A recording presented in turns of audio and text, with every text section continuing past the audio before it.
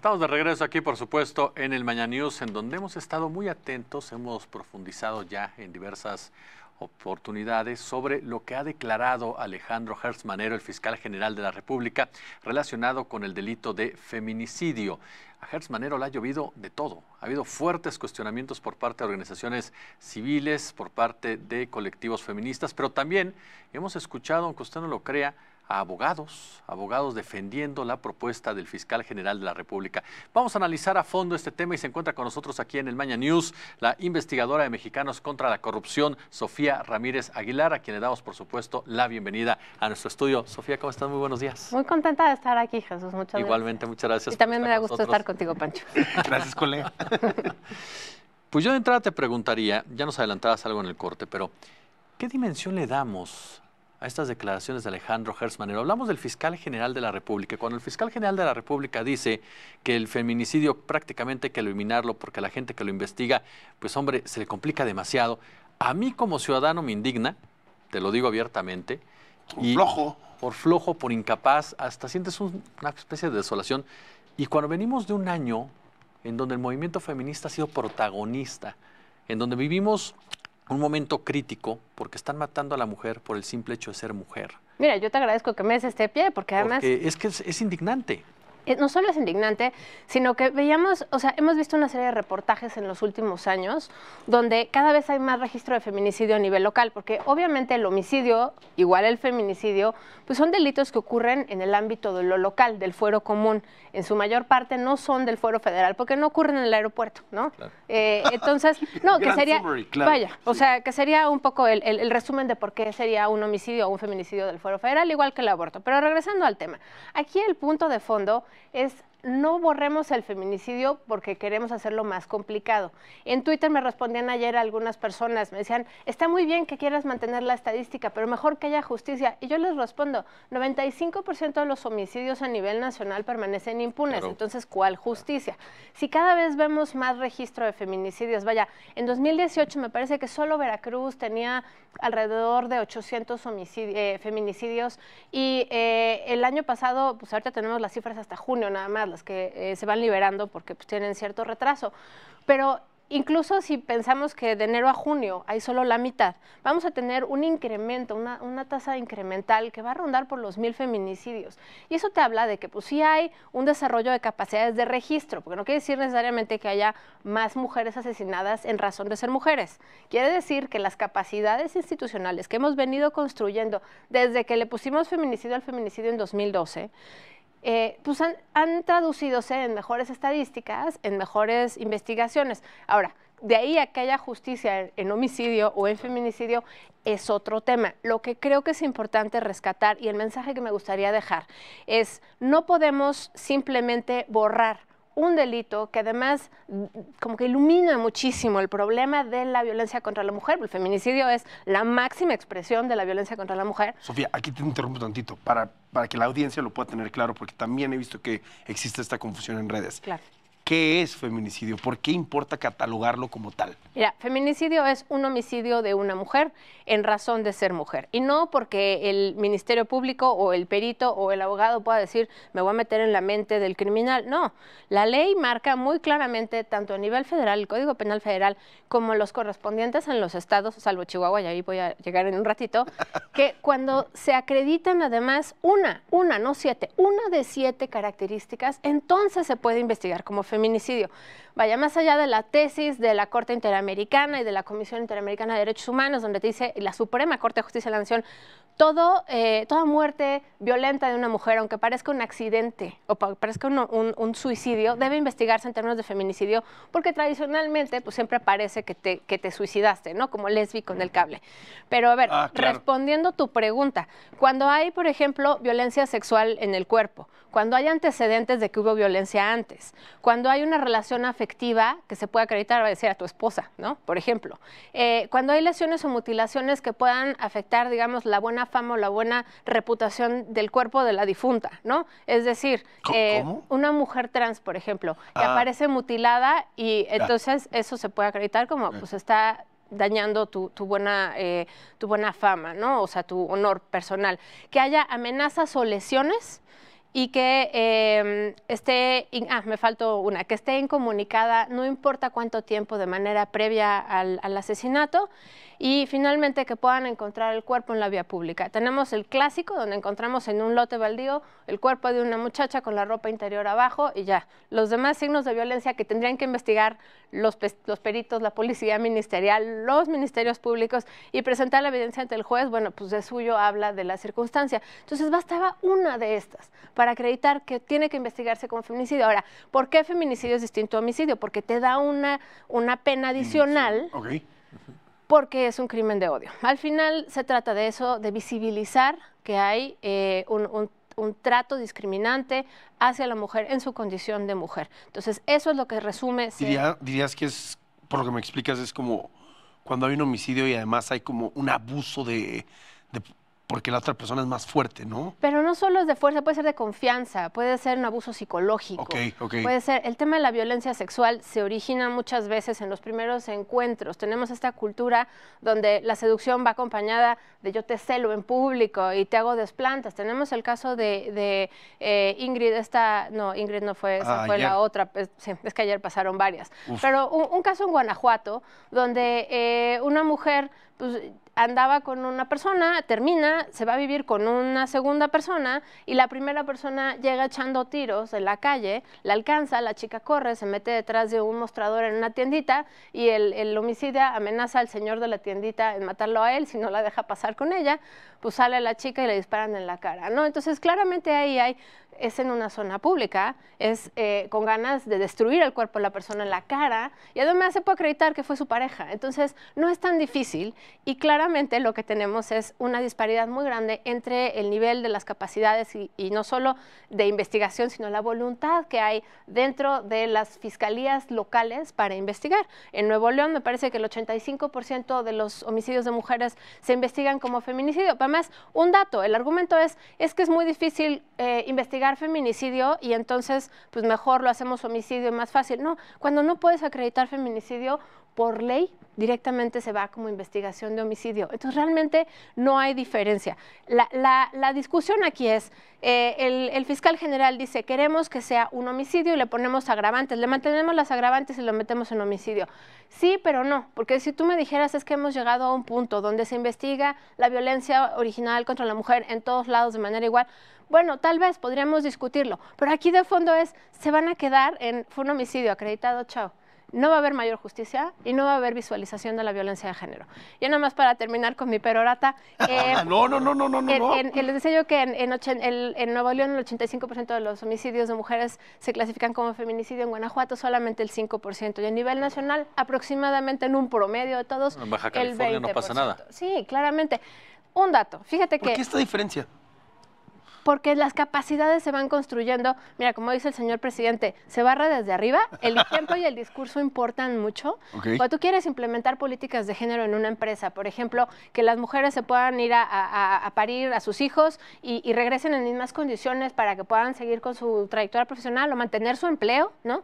Necesitas que los hombres en las posiciones de poder tengan la capacidad de hablar con el ejemplo y también tomarse pues, los días de paternidad que implican para el cuidado paritario. Bueno, lo mismo pasa en estos casos. En estos casos, si el fiscal general dice vamos a borrar el feminicidio y ustedes feministas son las que no están entendiendo que yo tengo buenas intenciones, pues imagínate el discurso del Ministerio Público que va a decir, ay no, el fiscal tiene razón, o sea, ¿estás locas? Quieren además registro todo aparte, ¿no? Claro. Pues no, realmente creo que... sí quiero un registro aparte porque esto es diferente. A ver, creo que le diste al clavo. Quiero un registro aparte porque lo que estamos midiendo aquí es la violencia en razón de género. Claro. Y entonces, si tú lo pasas simplemente como agravante para hacerle la chamba más fácil al Ministerio Público, estás fallándole a la mitad de la población. Somos 51% de la población. Hay un dato que, acaba de dar a conocer Claudia Sheinbaum, que fue detenido el responsable del caso de Ingrid Escamilla, que la Secretaría lo detuvo, la Fiscalía declaró que exigirá la máxima condena. Escuchándote con mucha atención y efectivamente basándonos en las autoridades, ¿es un problema estructural de la autoridad en México? ¿Es un problema cultural de la propia autoridad que tenga una visión misógina de la aplicación de la justicia? Porque, reitero, no es algo que pueda aceptarse en este momento que la cabeza de la Fiscalía General de la República proponga ese tipo de situaciones y que, como bien nos planteas, haya estados como Baja California, en donde hay 0 feminicidios. Y hay 0 feminicidios porque no existe el feminicidio como tal en el momento dado para las autoridades de aquella entidad. Por ejemplo, ahí es letra muerta, porque sí está en el Código Penal Federal. Y en otros lugares como Chihuahua, donde empezamos con las muertas de Juárez en los 90. ¿Tú recuerdas cuando 300 mujeres indignaban a todo el mundo? Indignaban a México. ¿Cuántas llevamos ya? No, bueno, o sea, no miles y miles, más las que no registramos. Claro. En Chihuahua no hay el delito de feminicidio. En Chihuahua. O sea, por favor, las muertes de Juárez se están muriendo de oquis. O sea, no es posible. Y sí existen los agravantes en razón de género. Pero y quiero regresar justo a ese punto de la importancia de clasificar diferente, porque te permite acercarte al problema de otra forma, ¿no? Desgraciadamente, en un país donde tenemos miles y miles de muertos, la mayoría por razones de seguridad, por temas de narcotráfico, y de repente meter a las mujeres que asesinan por razones de género a esta misma bolsa, perdemos la dimensión del problema. Mira, es cierto. A ver, la crisis de violencia es brutal y se mueren algo así como 9 o 10 hombres por cada mujer que se muere. La diferencia es cómo nos están matando. Claro. Nos están matando al interior de los hogares, nos están matando la gente de mayor confianza, nos están matando a aquel que se supone que nos iba a acompañar en la vida. O sea, creo que ese componente hace toda la diferencia. Y tú decías, ¿por qué resulta de las autoridades misóginas? Yo creo que somos una sociedad que en estos términos desechamos, la condición de mujer es de segunda. Mira, es otro dato que pareciera ser irrelevante, pero en México solamente el 8% de las posiciones directivas en todas las empresas las ocupan mujeres. El promedio en América del Norte es del 30%. Entonces, sí te habla de que hay un retraso considerable en todos los ámbitos. Y esto se va traduciendo, obviamente, en visiones, ¿no? Digo, historias particulares del MP tengo muchísimas, donde dicen, no, bueno, a ver, si solamente por un pleito familiar llegaste tan golpeada, si denuncias te va a matar.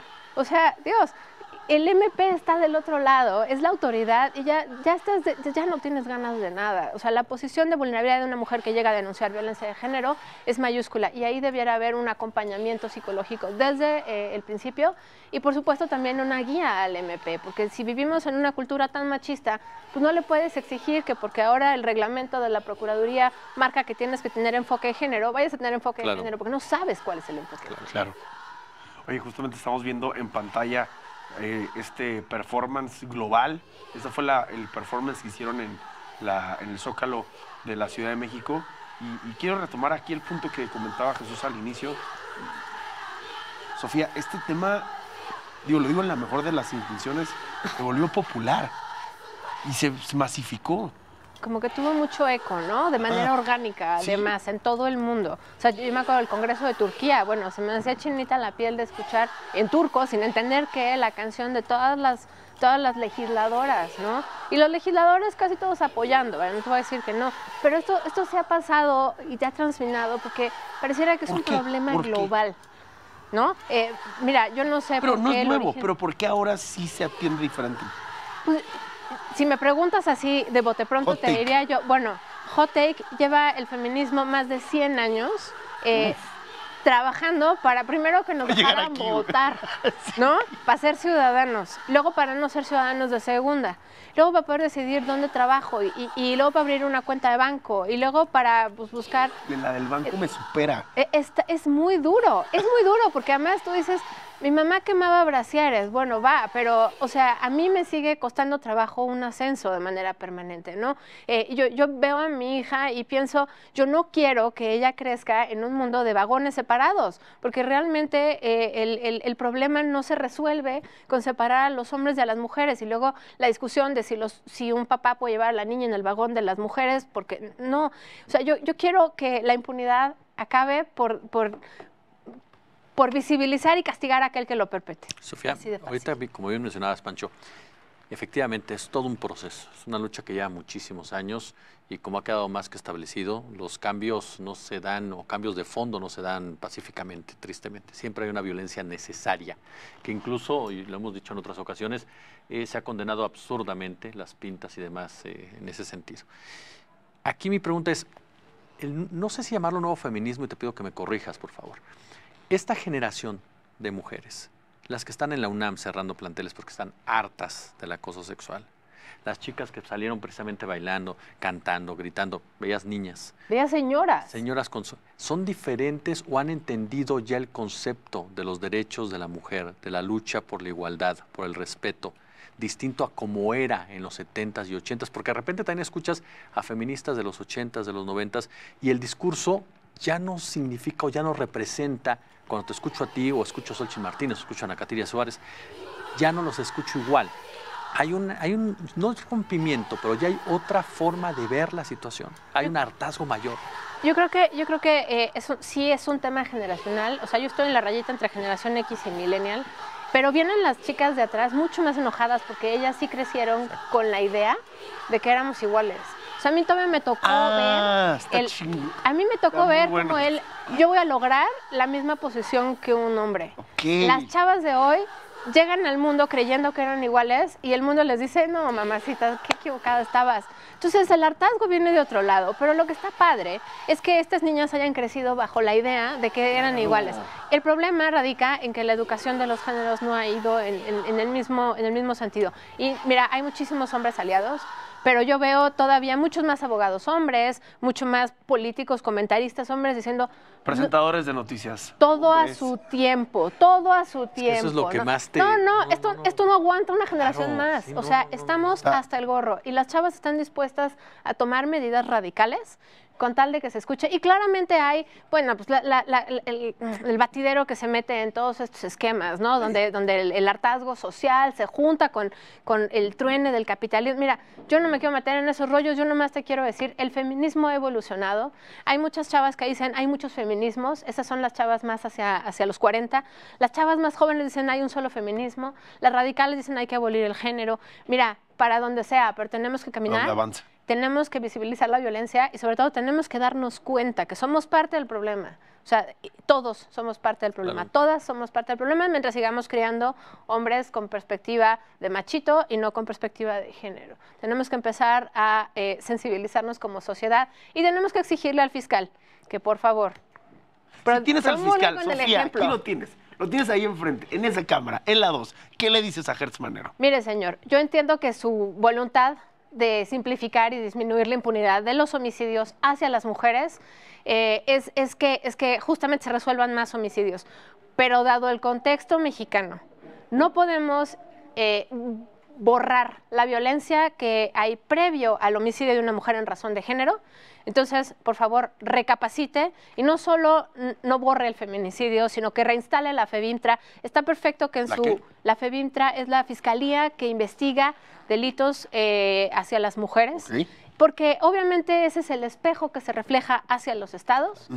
Y está muy bien que en sus planes de transición entre PGR y Fiscalía se incluya una perspectiva transversal de género y por eso ya vamos a borrar las oficinas de género, pero en tanto eso no suceda, en tanto no sea una realidad, en tanto todos los MPs no estén capacitados para acompañar a la víctima en su denuncia, por favor, recapacite.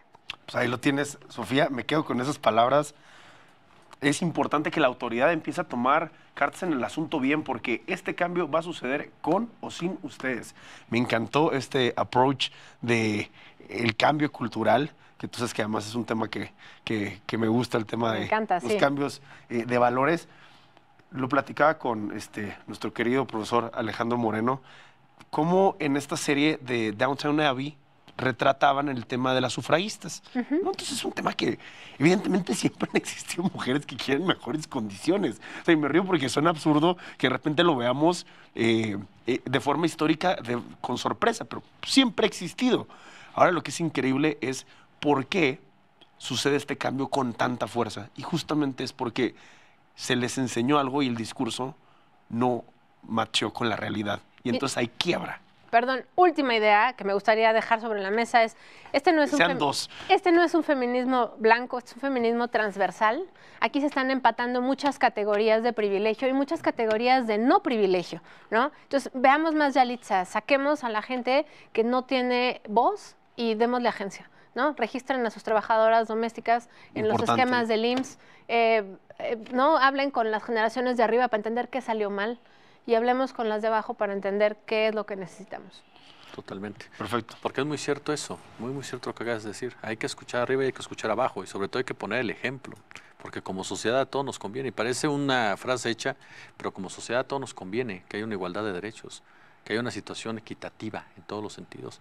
Aquellos que tenemos hermanas, esposas, hijas, no tienes que esperarte hasta que le pase algo a ellas. No. Tienes que esperar a que vivan situaciones de esta naturaleza para poder crecer como país, para poder desarrollarnos como país.